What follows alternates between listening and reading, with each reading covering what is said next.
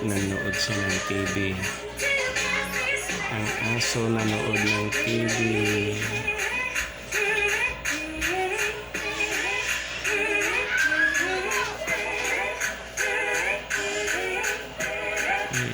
Iyan ang pinapanood niya.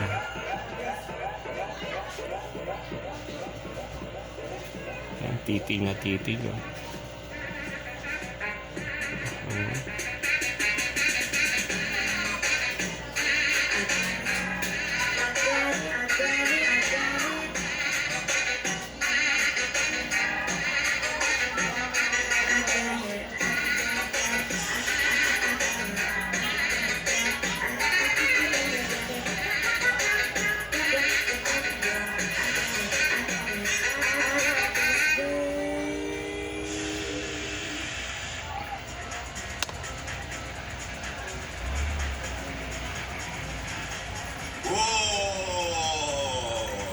Una-una, napakahirap hulaan.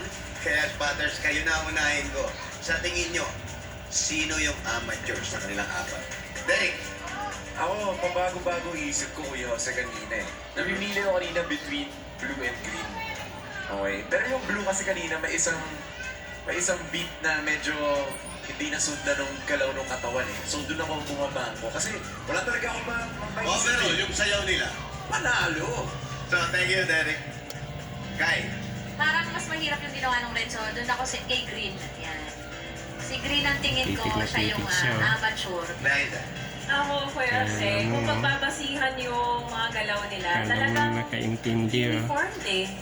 Smallest details, tinitignan kong hirap tignan or ang hirap i-define kung ano yung mga mali dahil ano eh, plakadong-plakado nila eh. Hindi ko na nga kayang pagbasihan lang sa sa dance moves eh. Kaya tinitignan ko lang yung pulma ng katawan nila kung ano ba talagang praktisado ba? Alam mo Ganon. yung batak na batak sa sayaw. Oo, di ba? Pero katulad ni Kakay, si Green din sa si Red kasi para silang may spot.